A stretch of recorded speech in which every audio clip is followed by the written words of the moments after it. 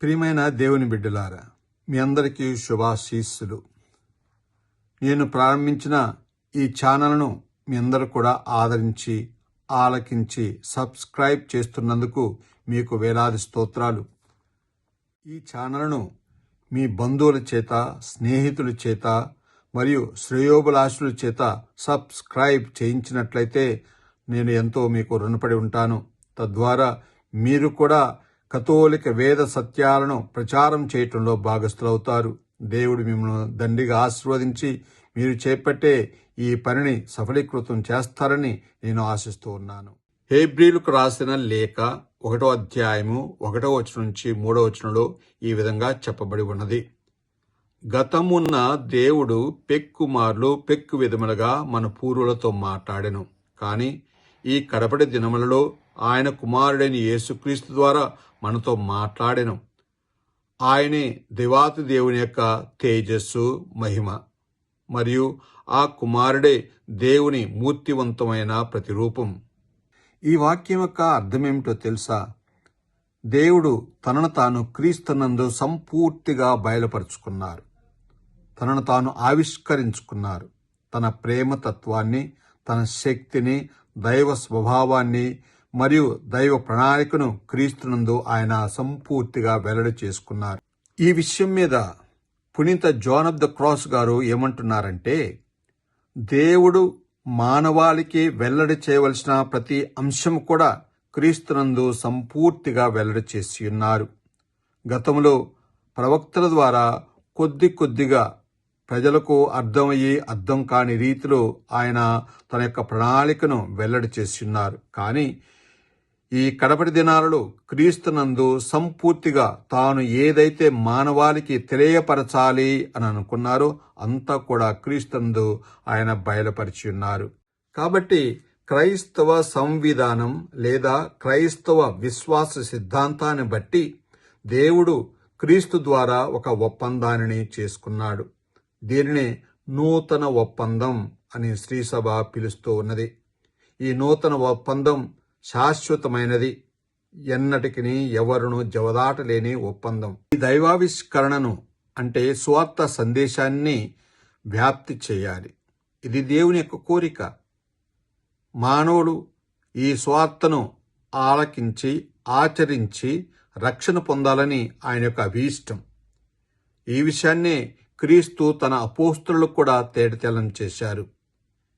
ఈ సువార్త ప్రచారం ద్వారా మానవులు సత్యమునందు, క్రమశిక్షణందు వాళ్ళు ఎదిగి క్రీస్తు యందు వారందరూ కూడా పరిపూర్ణులవుతారని ఈ కథోలిక సత్యోపదేశం బోధిస్తూ ఉన్నది. మీకు తెలుసా ఈ దైవ సందేశం ఎలా వ్యాప్తి కావించబడుతూ ఉన్నది? మొదటిది పవిత్ర గ్రంథం ద్వారా, రెండవది పవిత్ర సంప్రదాయం ద్వారా.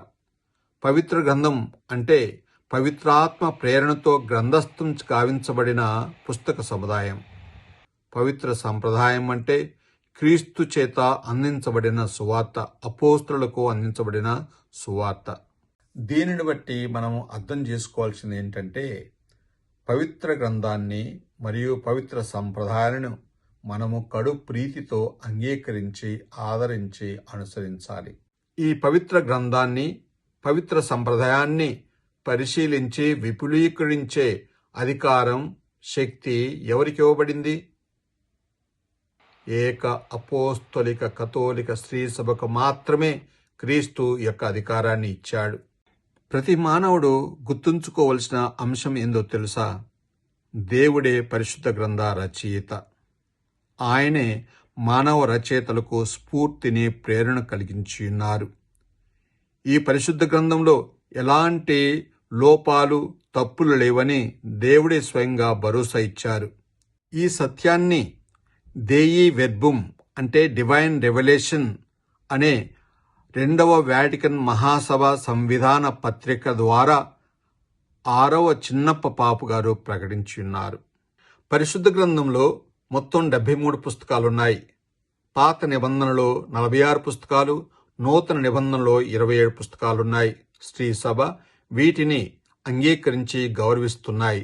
ఇందులో 4 సువార్త గ్రంథాలు ఎంతో ప్రాముఖ్యతను సంతరించుకున్నాయి.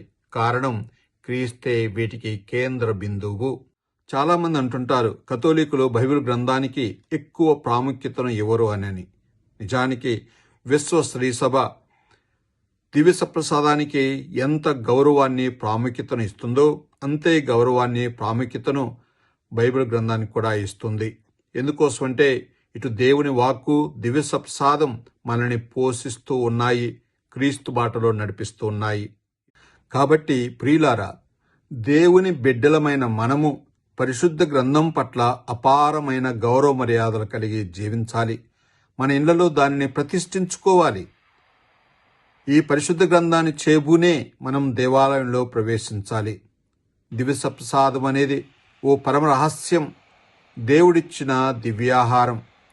మనము ఈ దివ్యాహారాన్ని భక్తి శ్రద్ధలతోనూ వినయ విధేయతలతోనూ ఆత్మశుద్ధితో దానిని స్వీకరించాలని మిమ్మందరిని కూడా స్త్రీ సభ తరపున కోరుకుంటున్నాను.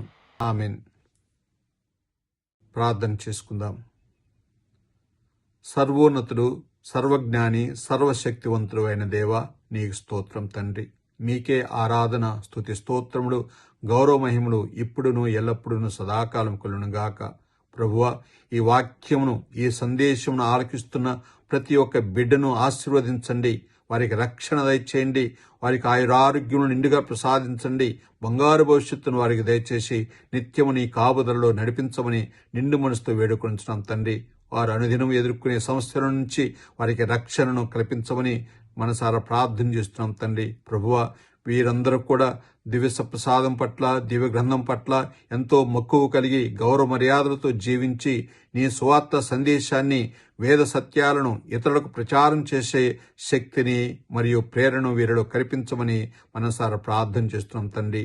ఈ మనవులను మా నాథుడిని మీ కుమారుడైన యేసుక్రీస్తు ద్వారా, మరియ తల్లి దివ్య వేడుదల ద్వారా మాకు దయచేయండి. ఆమెన్.